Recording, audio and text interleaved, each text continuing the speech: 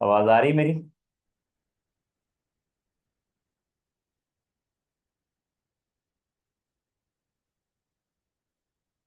Well.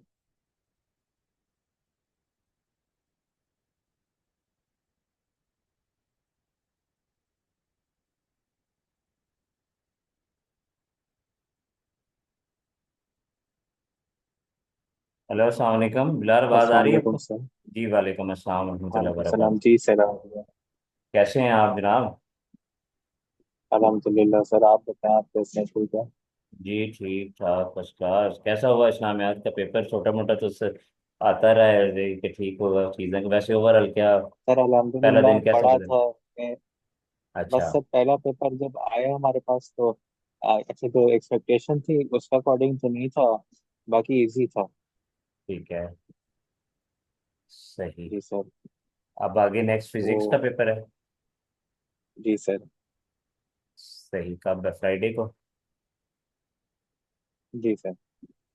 तो क्या अपना कितने परसेंट एक्सपेक्टेड है आपके इनके? सर अभी तो थोड़ी पेपर देंगे तो पता चलेगा। वैसे मेरा अभी जो है कंसीडर करेंगे तो 50% से ज्यादा ही बोल सकता हूँ।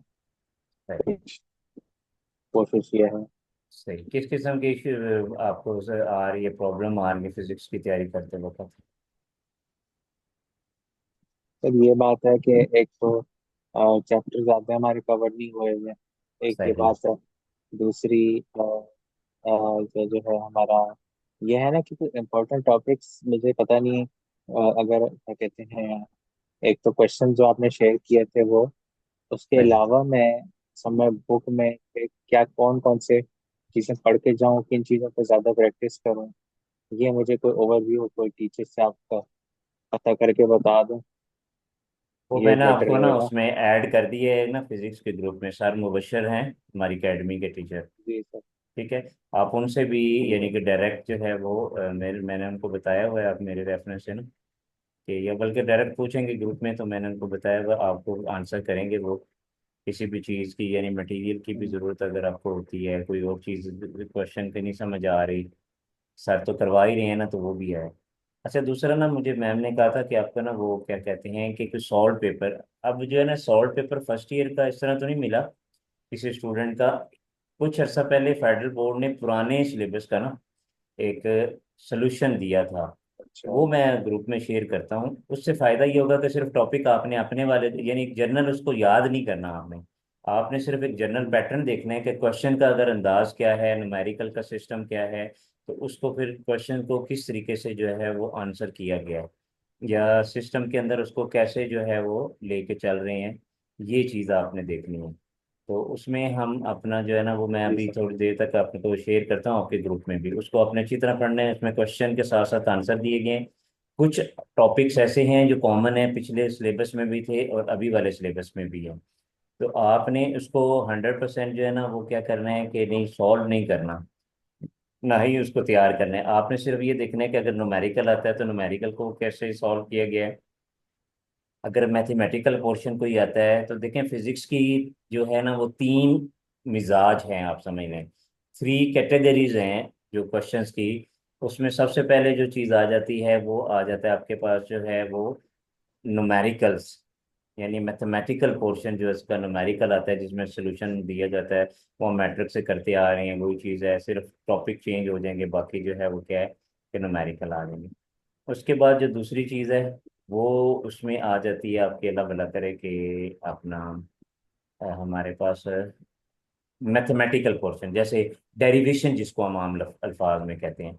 अब डेरिवेशन का ये है कि ज़रा उसके स्टेप क्या होते हैं, अगर कोई डेरिवेशन आ जाएगी तो उस डेरिवेशन को स्टार्ट कैसे करना है, उसके स्टेप्स कितने जो है ना हमने करने हैं, उसको किस तरीके से हम सॉल्व करेंगे, तो ये आ जाता है आपका डेरिवेशन के हवाले से। उसके बाद तीसरी चीज़ आ जाती है फिजिक्स में आमतौर पे जर्नल क्वेश्चंस कुछ आते हैं, इसमें से सिलेबस में से भी रीजनिंग क्वेश्चन जिनको हम कहते हैं। अब ये जो रीजनिंग क्वेश्चन है ना, ये क्या है कि इनमें लॉजिक लिखनी होती है सबसे पहले। आमतौर पे जो रीजनिंग क्वेश्चन है उसका आंसर हमने लॉजिक के साथ देना होता है। ताकि साथ रीजन बतानी होती है, तो उसका तरीका सबसे बेस्ट होता है कि उस टॉपिक, जिस टॉपिक के हवाले से ये रीजनिंग क्वेश्चन आ रहा है, उस टॉपिक को हम क्या करें कि उसकी डेफिनेशन को पहले सामने रखें। उसके बाद हम उसको जो है वो क्या करें कि बाकायदा तौर पे उसको सॉल्व करें, और फिर उसके आखिर में रिजल्ट के साथ उसको रिलेट करें, यानी रीजन जो है वो आपकी क्लियर होनी चाहिए। ठीक है, ये भी ठीक है मैंने मॉडल पेपर पहले किया, वो तो लेटेस्ट मॉडल पेपर है, और ये मैंने आपको सोल्यूशन भी जो है वो आपके जो प्रिपरेशन वाला ग्रुप है ना, उसमें मैंने शेयर कर दिया है। ये फेडरल बोर्ड के एक्सपर्ट्स की तरफ से सॉल्व पेपर है सिर्फ इसमें। और आज आपके जो नए सिलेबस के पेपर में ये है कि सिलेबस 100% सेम नहीं है।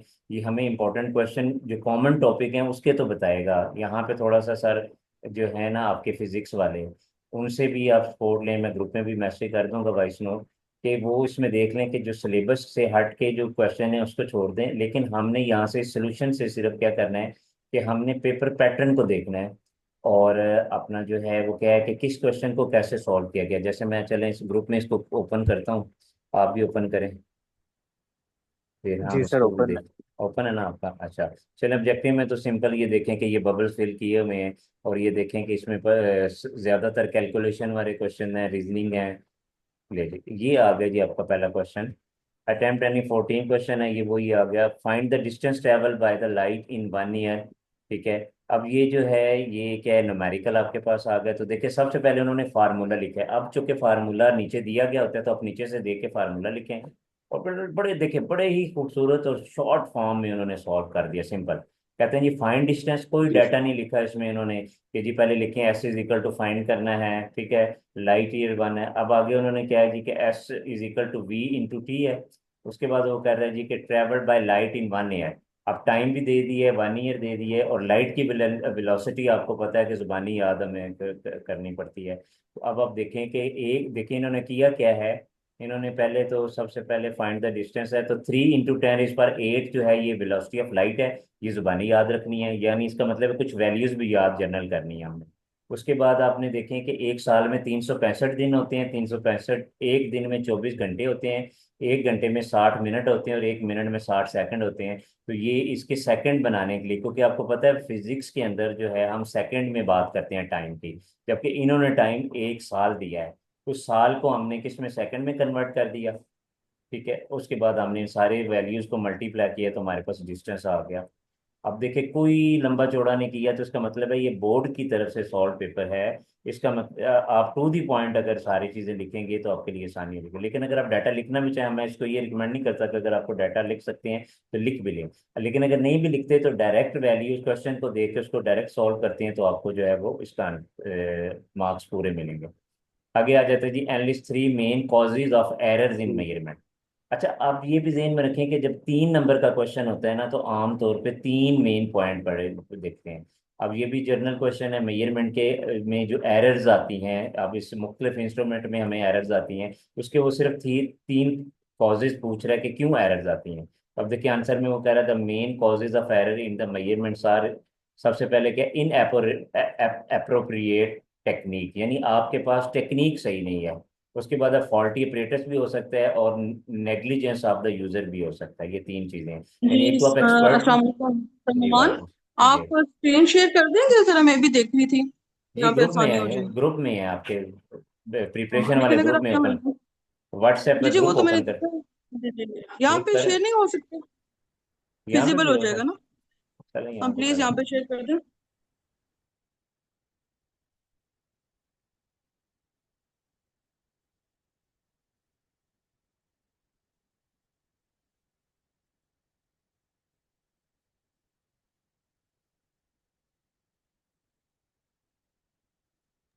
हेलो, मैं जी जी, शेयर करूँ मैम? ये मैं शेयर कर रहा हूँ। जी आ गया स्क्रीन पे। सबमिट। जी सर। ठीक है। अब देखिए कि इसने वैसे भी बताया, लेकिन आप ऊपर वाली लाइनें ना भी लिखे ना, तो 3 पॉइंट उन्होंने पूछे। तो personal error due to negligence of user, simple सी बात है। आपके ऑपरेटर्स भी बिल्कुल ठीक है, आप जो है वो क्या करते हैं, आप एक्सपर्ट भी हैं, लेकिन आपका दिल नहीं कर रहा, तो आप उसको बेहतियाती से, लापरवाही से कर रहे हैं, तो इसकी वजह से भी एरर आता है। Systematic error due to faulty operators, आपको जो वर्नियर कैलिपर दिया गया है उसमें जंग लगा हुआ है, रस्टिंग हुई हुई है, तो ये आप जितनी भी एहतियात के साथ, जितनी भी परवाह करते हुए करेंगे, तो क्या होगा कि एरर आएगी। नंबर 3, रैंडम एरर होती है due to unknown causes that make. अच्छा, ये ऑब्जेक्टिव में भी आ सकती है कि रैंडम एरर कौन सी होती है। ये तीनों में से एक एरर का क्वेश्चन लाजमी आता है कि आपके पास पर्सनल एरर कौन सी है, जो नेग्लिजेंस ऑफ वो स्टेटमेंट दी जाएगी उसके मुताबिक आपने बताना है। फिर सिस्टमेटिक एरर है ड्यू टू फॉल्टी अपरेटस से जो होती है जब। और तीस जैसे जीरो एरर है। जीरो एरर आप देखें जॉस को जब हम मिलाते हैं तो वो क्या है, रेडी आपस में उनके जो स्केल हैं वो मिलते नहीं हैं। आगे नंबर 3 है रैंडम एरर, जो जिसकी रीजन का नहीं पता होता। आमतौर पे ये केमिस्ट्री में होती हैं, जैसे एकदम टेम्परेचर चेंज हो जाना, आप कोई हीट कर रहे हैं किसी चीज को, ये सारा। अगला क्वेश्चन है जी, calculate the angle between two vectors. अब ये है आपके सिलेबस में, factor for which magnitude of dot and cross product is same. यानी ए और बी दो वेक्टर हैं जिसमें ए की वैल्यू भी सेम है, बी की दोनों में सेम है। अब वो क्या कह रहे हैं, calculate the angle between two vectors. आपने दोनों में थीटा फाइंड करना है। तो जब दोनों में वैल्यू सेम है तो आपने फिर इसको इक्वल किया हुआ, A B cos theta is equal to A B sine theta.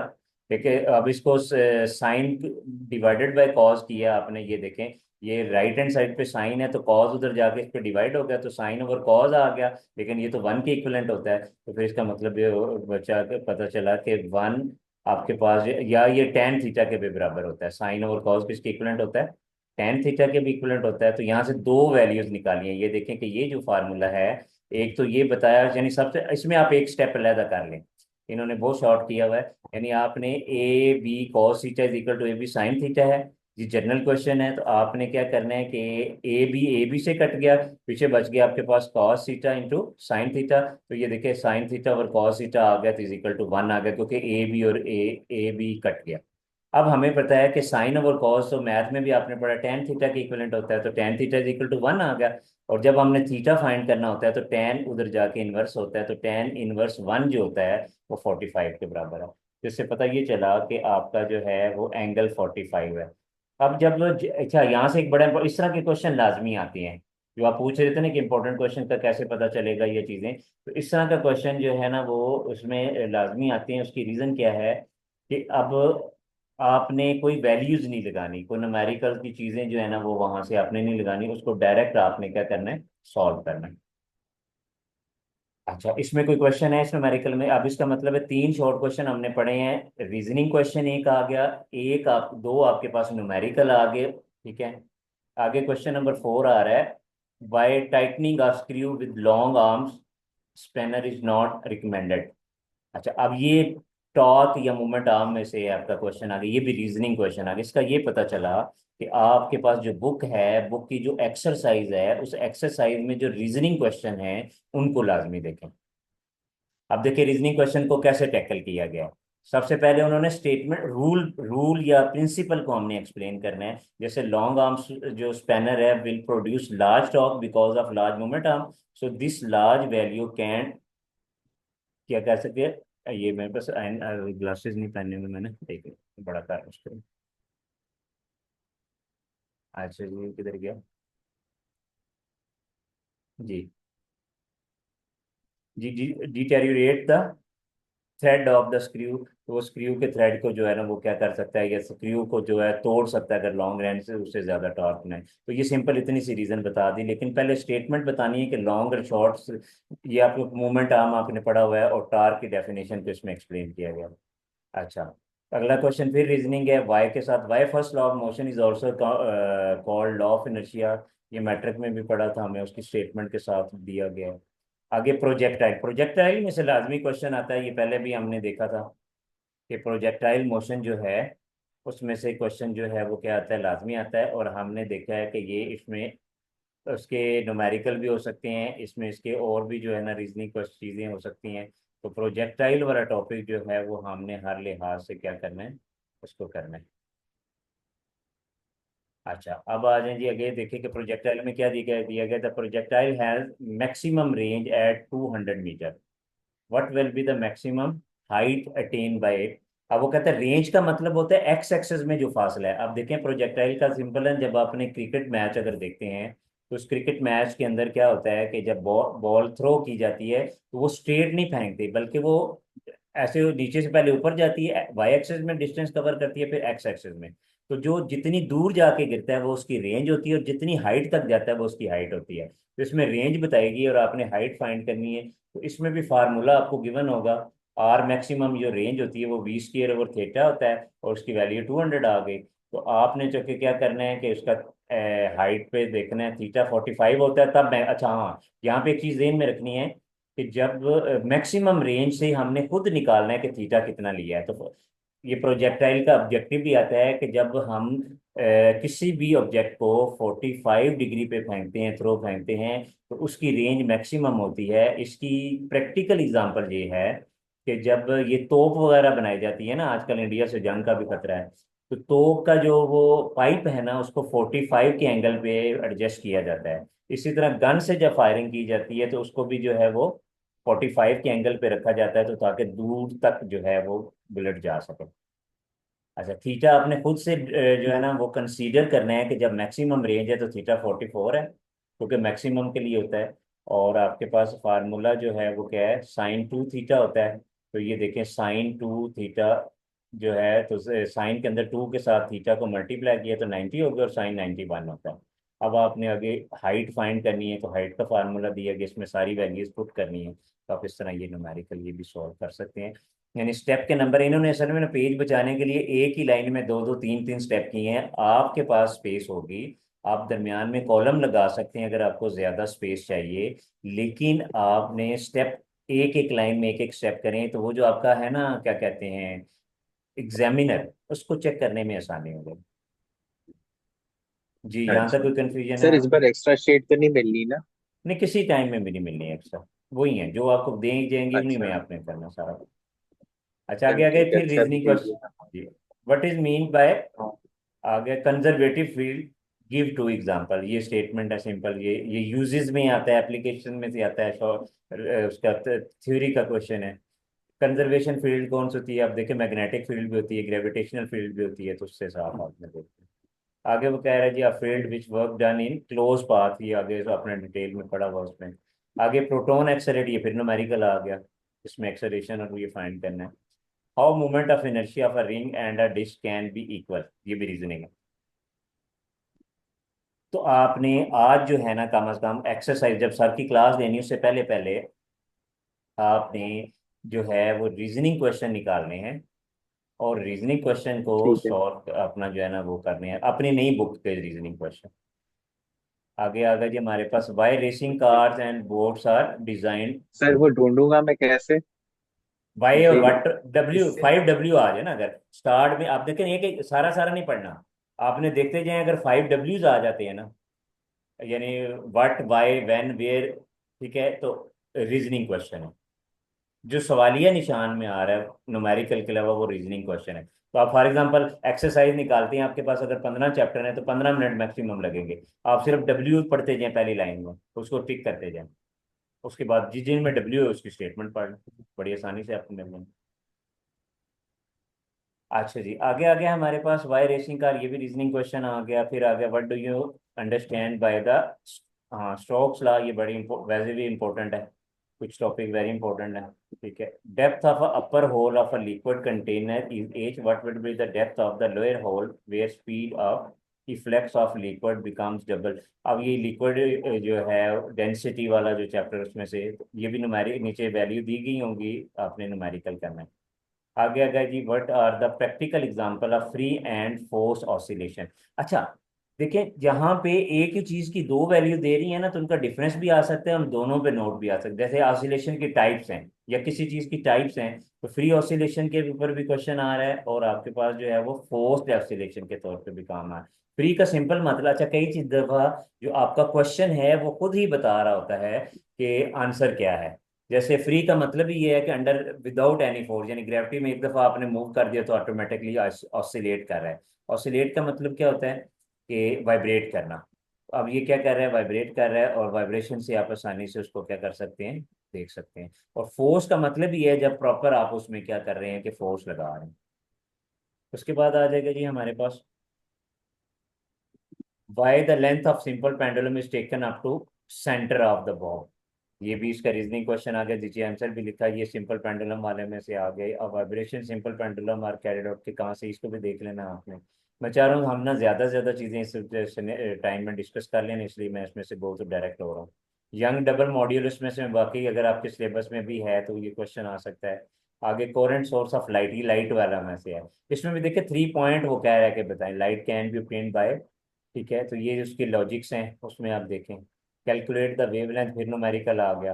Calculate work done by the thermodynamic system, ये भी थर्मोडायनेमिक्स का पूरा चैप्टर उसमें से आ गया। कंसीडर अ गैस, ये गैस वाले जो है उसमें से आ गया। तो आपके न्यूमेरिकल ज्यादा है, लेकिन इस पे ये नहीं देखें, ये फिजिक्स वाले ना अक्सर चीट करते हैं मॉडल पेपर से। आपने जो अपना लेटेस्ट मॉडल पेपर है उसको एक दफा फिर गो थ्रू करना है, उसमें देखें न्यूमेरिकल की क्या रेशियो है। और न्यूमेरिकल में कोशिश ये करें कि अगर कोई इसको पढ़ें या उसको करें कि फार्मूला नीचे दिया गया होगा, फार्मूला में मिसिंग डाटा एक होता है। जैसे अभी मैंने बताया कि जब प्रोजेक्टाइल की मैक्सिमम रेंज की बात आती है तो इसका मतलब ये होता है कि ये अपना जो है ना, क्या कहते हैं कि वो 45 एंगल लेने हैं आपने। एंगल कौन सा लेना है? 45। उसके बाद 45। अपना जो है ना, ये देखिए ये आगे आगे लॉन्ग क्वेश्चन। अब ये डेरिवेशन जो मैं अभी बात आपसे कर रहा था, derive the relation for the Moseley's equation, ये इक्वेशन भी बड़ी इंपॉर्टेंट है। 6 नंबर का ये क्वेश्चन दिया गया है, आपने 13-13 नंबर के 2 क्वेश्चन करने हैं। इसमें अब देखें, पहले डेफिनेशन आ गई, फिर मैथमेटिकल फार्मूला उसका आ गया, फिर उसको वो देखें स्टेप वाइज, ये देखें सारे स्टेप में उसको प्रूव किया गया है। हर स्टेप का जो है ना कि वर्क किसके इक्विवेलेंट होता है, कौन कौन सी एनर्जीज होती हैं, फिर हर एक वैल्यू की अब देखें बिल्कुल स्टेप वाइज तरतीब के साथ सारा लिखा गया है। तो इसका तरीका बड़ा बेहतरीन होता है कि जब आप बुक से याद करें ना, तो कोई भी डेरिवेशन है आप हर स्टेप को नंबरिंग दे लें। फॉर एग्जाम्पल यही इक्वेशन है, तो अब आपको जब याद रहेगा ना तो आपको पता होगा अगर ये इक्वेशन डेरिवेशन में आ जाएंगी तो इसके 8 पॉइंट है। तो इससे जब आप सॉल्व कर रहे होंगे, अगर कोई पॉइंट मिस होता है ना तो आपको पता चल जाएगा कि मेरा कोई ना कोई पॉइंट जो है वो मिस हो गया है, उसको मैंने क्या करना है, दोबारा करना है। तो इस तरीके से जो है वो क्या है कि ये हमें पता चलेगा कि ये किस तरीके से करेंगे। फिर आ गया जी हमारे पास ये सारा देखें डेरिवेशन आ रही है, और इसके लिए 2 से 3 पेजेस दिए जाते हैं। फिर इसका बी पार्ट 4 नंबर का है। वो कहता है जी find the ratio of the distance travelled by free falling body in first second and third second, ठीक है। ये टाइम के साथ है। अच्छा यह रेत में रखना है, ये पुराना मॉडल पेपर है, इसमें चॉइस इस तरह नहीं दी गई, पूरा पूरा क्वेश्चन है। उसमें हर पार्ट के साथ आपको सामने चॉइस दी जाएगी, जैसे कि आपने इस्लामियात के पेपर में किया। हर क्वेश्चन शॉर्ट क्वेश्चन के साथ भी आपको एक चॉइस का शॉर्ट क्वेश्चन दिया जाएगा। तो आपने जब क्वेश्चन नंबर कोई भी करना शुरू करें तो उसमें दोनों को अच्छी तरह पढ़ लेना है, और दोनों में जो सबसे बेहतर आपको आता होगा वो करना है। उसके बाद ठीक। आगे जी क्वेश्चन नंबर 4 है, फिर ये इसी का सी पार्ट भी है 3, यानी 13 नंबर का टोटल है। तो ये सिंपल है, if the force of an engine of automobile is doubled. अच्छा ये फिजिक्स में लाजमी क्वेश्चन आते हैं, एक और भी, डबल होगी कोई चीज तो उसमें क्या इफेक्ट होता है। ये आमतौर पे फार्मूले से पता चलता है, ये भी सर से आपने डिस्कस करना है। आपने 3 चीजें अपने तौर पे निकालनी है और सर से डिस्कस करनी है। रीजनिंग क्वेश्चन निकाल कर रखने हैं और वो डिस्कस करने हैं। वो बेशक एक पेज पे लिख के उसको सर के साथ शेयर कर दीजिएगा, ताकि वो आपको बड़े अच्छे तरीके से एक्सप्लेन करें। और टेक्निक्स मैंने अभी आपको बताई हैं कि पहले स्टेटमेंट लिखनी है। अगर टॉर्क का क्वेश्चन है तो टॉर्क में बताना है कि कौन सी चीज किस पे डिपेंड करती है। अगर सिंपल पेंडुलम का क्वेश्चन आ रहा है तो उसमें देखें वो मास पे डिपेंड नहीं करता, वो लेंथ पे डिपेंड करता है और ग्रेविटी पे डिपेंड करता है। अगर एक पेंडुलम का टाइम पीरियड जमीन पे कुछ और है तो चांद पे कुछ और होगा, क्योंकि जमीन पे जी की वैल्यू 9.8 है और चांद पे जो है जी की वैल्यू 1.6 है। जब जी की वैल्यू चेंज करें तो तब बी जो है वो सिंपल टाइम पीरियड चेंज हो जाता है, और अगर लेंथ ऑफ द पेंडुलम को चेंज करें तो तब भी जो है वो चेंज हो जाता है। क्लियर हो गया? अच्छा आगे ठीक। आ जाएं जी। नेक्स्ट इसका सेकंड क्वेश्चन अगर हम देखें, तो सेकंड क्वेश्चन डॉपलर इफेक्ट है। अगर देखें अगर है तो ये भी वेरी इंपॉर्टेंट, हमारी दफा भी आया था फर्स्ट में, मुझे याद है अभी। ये बहुत पुराना ये इफेक्ट है ना, इंजन देखे गाड़ी दूर से आ रही है तो आपके कान सुन रहे हैं उसकी आवाज, ठीक है। अब 2 तरीके हैं, आवाज बढ़ेगी या तो आप गाड़ी की तरफ जाएं या गाड़ी आपकी तरफ जाए। एक सोर्स है जहां से आवाज प्रोड्यूस हो रही है, एक लिसनर है जो इसको सुन रहा है। अब लिसनर के कान की कंडीशन क्या है, जो सोर्स जो है जहां से प्रोड्यूस हो रही है उसकी इंटेंसिटी कितनी है, इन चीजों को एक्सप्लेन डॉपलर ने किया था। तो ये साउंड के हवाले से आगे है।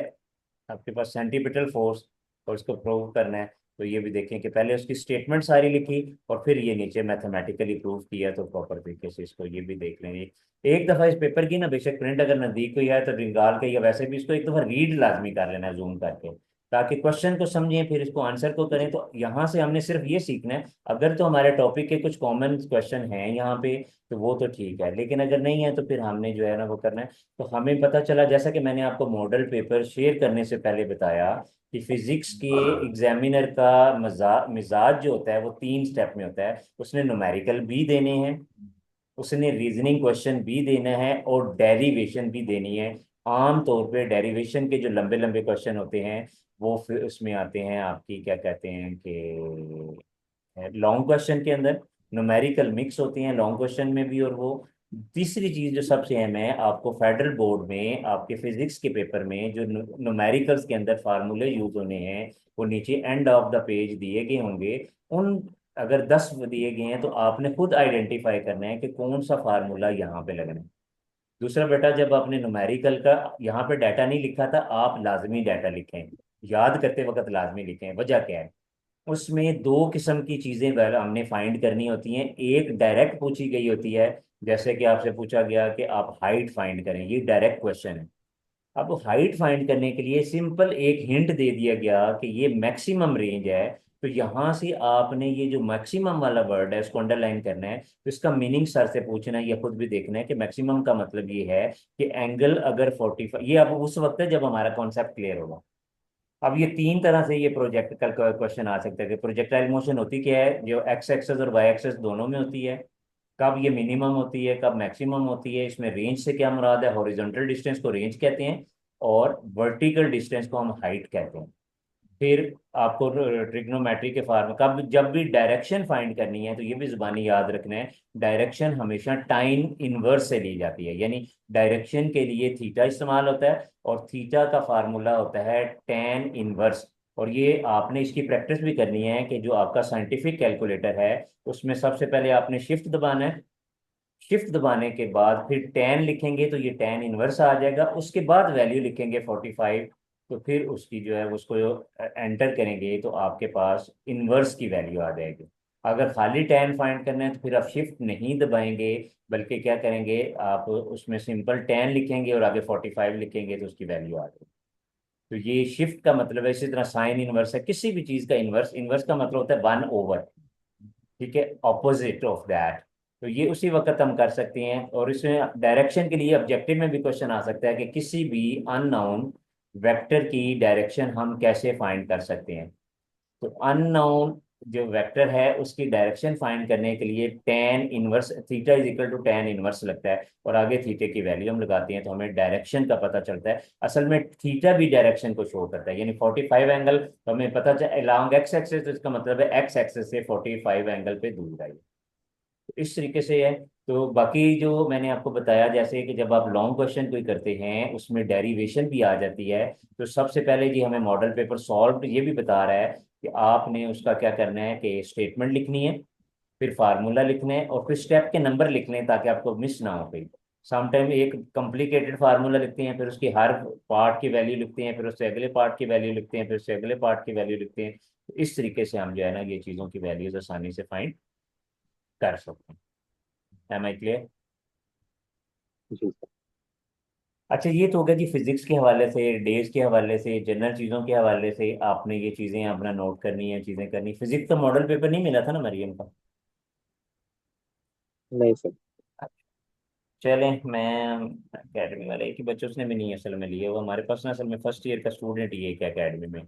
सेकंड ईयर के थे ज़्यादा या फिर मैट्रिक के ज़्यादा थे, तो इस वजह से, वरना कई चीज़ें उधर से मिल जाती।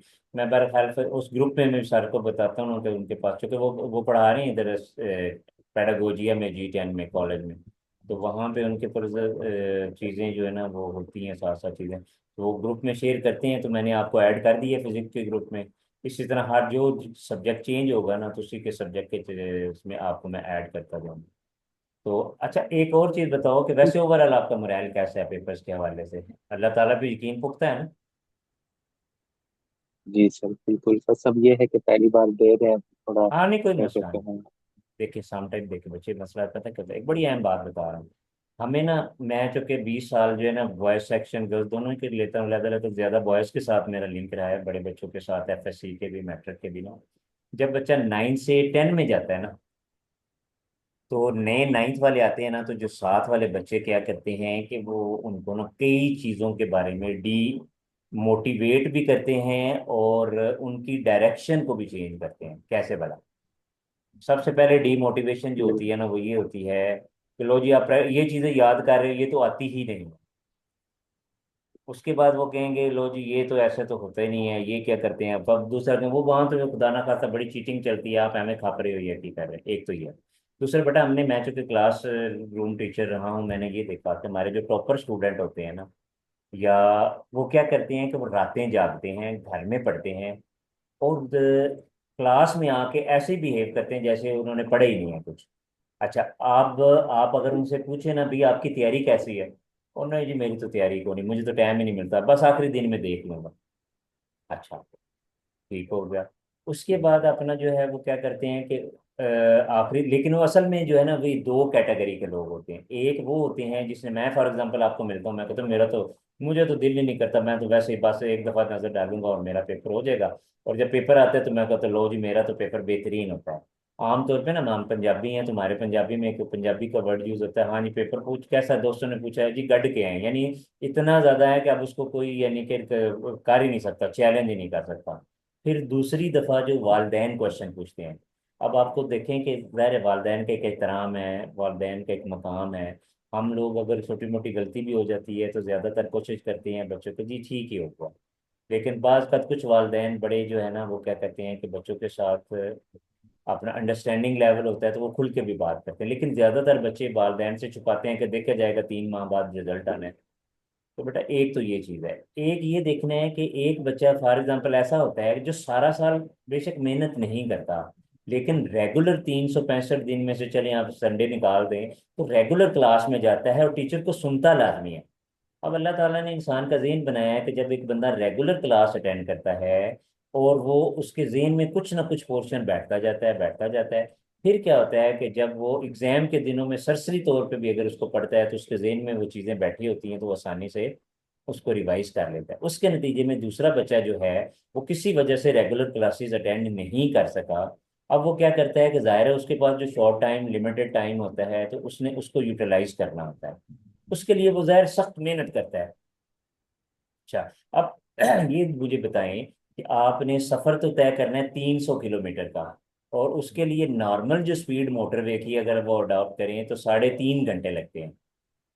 अब आपके पास जो है ना वो 2 घंटे हैं, तो जरा आप जितनी भी स्पीड लगाएं तो वो मैक्सिमम फासला तो तय कर लेंगे, हो सकता है 100% ना करे। हाँ, इंसान के साथ एक बहुत बड़ी चीज लगी जिसको लक कहते हैं। सम टाइम हमने ऐसे स्टूडेंट भी देखे हैं जो कि वाकई ही लापरवाह होते हैं, लेकिन उनकी लक इतनी ज्यादा होती है या उनकी दुआएं इतनी ज्यादा होती हैं कि वो रात को वही 4 क्वेश्चन देखते हैं जो सुबह आ जाते हैं। लेकिन उसका नुकसान ये होता है कि वही बच्चा जब ई कैट में या एमडी कैट में या बीसीएस में एडमिशन के लिए जाता है तो एंट्री टेस्ट में फेल हो जाता है। एक चीज। दूसरा, 9th क्लास को ले लें या फर्स्ट ईयर क्लास को ले लें, तो 9th क्लास और फर्स्ट ईयर क्लास बेस होती है जो कि सेकंड ईयर में आपको काम आएगी। अब फॉर एग्जांपल एग्जाम में आपके मार्क्स कम भी आते हैं तो ये आपको भी पता है, हमें भी पता है, आपके वालिदैन को भी पता है कि आपको कम टाइम मिला गया। मैं समझता हूँ कि ये आपसे आपकी हिम्मत है कि आपने ये चैलेंज कबूल किया शॉर्ट टाइम में। यकीन करें, मैम सुन रही हैं मैम ही ना, एक असाइनमेंट हमारे पास आई, बहुत अच्छी असाइनमेंट थी, उसमें पैसे भी मुझे अच्छे मिलने थे। मैम ने मुझे कहा, मैम का माशाल्लाह जज्बा है कि चलें कोई बंदा परेशान है, तो मैंने साफ इनकार किया जी मैं भी 1 महीने के लिए रिस्क नहीं ले सकता। इतने एक्सपीरियंस के बावजूद अगर मुझे ये टास्क 1 महीने में दिए जाए, उसकी वजह ये है कि देखें कि एक हर चीज़ की लिमिट होती है। हर बंदा डरता है कि जी पता नहीं है ना, तो आपने इसके रिजल्ट के ऊपर नहीं बना, आपकी जो जद्दोजहद है, जो आपकी कोशिश है, वो अल्लाह सुब्हानो तआला देख रहे हैं। आप अल्लाह पे यकीन रखें, दुआओं पे यकीन रखें। जब डिप्रेशन होने लगे खुदा ना खास्ता, तो आप अपना जो है वजू बावजू रहें। वजू बावजू रहने से बहुत सी जो है ना मामलात इंसान के इवन क्या है कि जब इंसान वजू के अंदर होता है तो शैतानी कुव्वतें भी उस पर हमला नहीं कर सकती, उसका कुछ नहीं बिगाड़ सकती। क्यों? कि ये अल्लाह ताला के एक निज़ाम है, वो अल्लाह के हसार में आ जाता है। अल्लाह ने देखा ना, रहमान और शैतान दोनों लाइनें दे दी हैं कि रहमान की तरफ कौन जाएगा और शैतान की तरफ भी होगा। तो आम तौर पे मैं एक बड़ी अच्छी मिसाल मैंने पढ़ी थी एक जगह पे। एक बंदे को 1,000 रुपए की जरूरत है, उसको बहुत शदीद जरूरत है और उसको कहीं से मिल नहीं रहे। अब वो अल्लाह से दुआएं कर रहा है, या अल्लाह 1,000 रुपये मिल जाए ना तो बात। अचानक उसका कोई पुराना दोस्त मिलता है या कोई ऐसा बंदा मिलता है जो उसको फौरी तौर पे उसके एक दफा कहने पे 1,000 रुपया दे देता है। अब होना ये चाहिए कि वो बंदा अल्लाह का शुक्र अदा करे कि या अल्लाह मेरी इतनी शदीद ख्वाहिश या इतनी शदीद ज़रूरत थी कि मुझे 1,000 रुपया चाहिए और मेरी ज़रूरत अल्लाह ने पूरी की, तो अल्लाह का शुक्र अदा करना चाहिए था, नफल पढ़ने चाहिए थे। लेकिन उस वक्त शैतान बड़ा जो है ना गहरा वार करता है।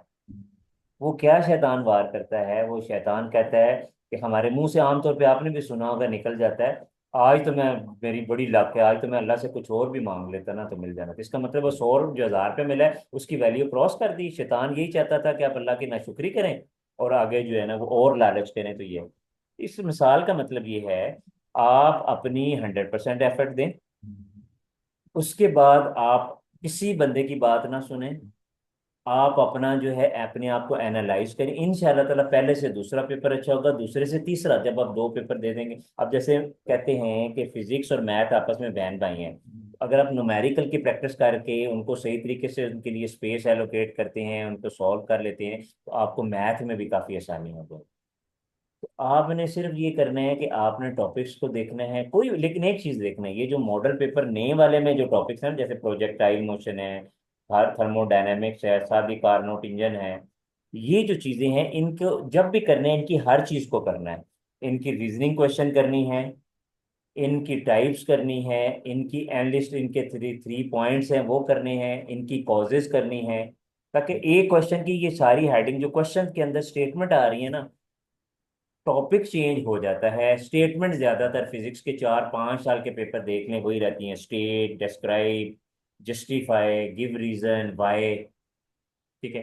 तो आपने उस टॉपिक को हर लिहाज से अच्छे तरीके से जो है वो क्या करना है, करना है इंशाल्लाह ताला। वो कहते हैं इकबाल, अल्लामा इकबाल को कभी पढ़ा?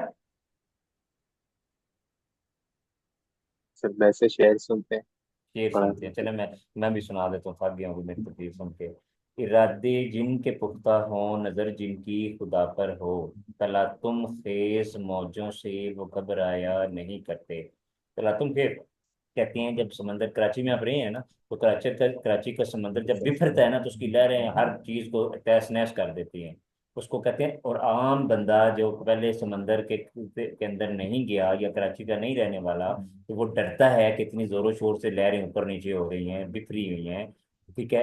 लेकिन यहाँ पे इकबाल ये कह रहे हैं कि सख्त तरीन हालात हों इंसान के, जहाँ पे उनको कहीं से भी जो है वो कोई चीज नजर ना आ रही हो, तो उस वक्त दो चीजें इंसान के काम आएंगी। इरादे जिनके पुख्ता हों, डिटर्मिनेशन, पक्का इरादा, जो मर्जी हो जाए मैंने ये असाइनमेंट करनी करनी है। नजर जिनकी खुदा पर हो, फिर वो तकब्बुर ना करके मैंने ही करनी हो, वो ये करे कि मैंने अल्लाह की रहमत से ये टारगेट पूरा करना है।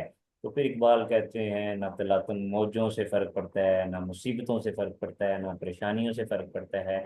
वो और अल्लाह सुब्हानहू तआला ने कुरान करीम की एक बहुत ही प्यारी आयत है, बिस्मिल्लाह रहमान रहीम, ठीक है, उसका ये तर्जुमा यही है, और अल्लाह की रहमत से मायूस ना होना। सम टाइम इंसान के कम नंबर किसी वजह से खुदा न खास्ता आते हैं, कोई एक पेपर में थोड़ी बहुत गड़बड़ हो जाती है, तो हो सकता है उसमें बेहतरी हो। फॉर एग्जाम्पल जी, मैं पेपर दे रहा हूँ, मुझे कम टाइम मिला था, मैंने अपना 100% एफर्ट लगा दी, मैंने देखा कि मैं खुदा न खास्ता जो है वो पासिंग मार्क्स ले रहा हूँ, या ठीक है अभी तैयारी है, या बिल्कुल क्लोजली जो है ना मैं हूँ, या मेरे मार्क्स कम आने वाले हैं, तो क्या करेंगे? दुआ करेंगे। हो सकता है खुदा ना खास्ता मैं फेल हो जाता हूँ, तो अगली दफ़ा मुझे चांस मिलेगा, तो मैं उसको डबल करके मुझे मेहनत मिल जाएगी, पेपर का बढ़ जाएगा। ये एक वैसे ऑप्शन के तौर पे कहता हूँ। लेकिन कम अज़ कम हमें इंशाल्लाह पास अल्लाह ताला लाजमी करेंगे, हम अपने अच्छे नंबर भी लेंगे। लेकिन आपने किसी पेपर में इस चीज़ से नहीं घबरा लो जी मैंने तो बड़ी मेहनत की थी, कोई शक नहीं, वो अल्लाह देख रहे हैं, मेहनत ज़ाया नहीं जाती। आपके वालिदैन को एहसास है, हम जो लोग इतनी बड़ी टीम है वो भी आपके साथ राब्ते में है। तो आपने इस चीज पे नहीं घबराना, अगले पेपर को नहीं खराब करना। इसमें भी आपने बस सम टाइम बोर्ड वाले एक और भी बड़ी ना फजूलियात करते हैं। स्टार्ट का कोई ऐसा क्वेश्चन दोनों चॉइस में ना अजीबो गरीब से दे देते हैं कि बच्चा कंफ्यूज हो जाए। तो बेटा स्टेटमेंट को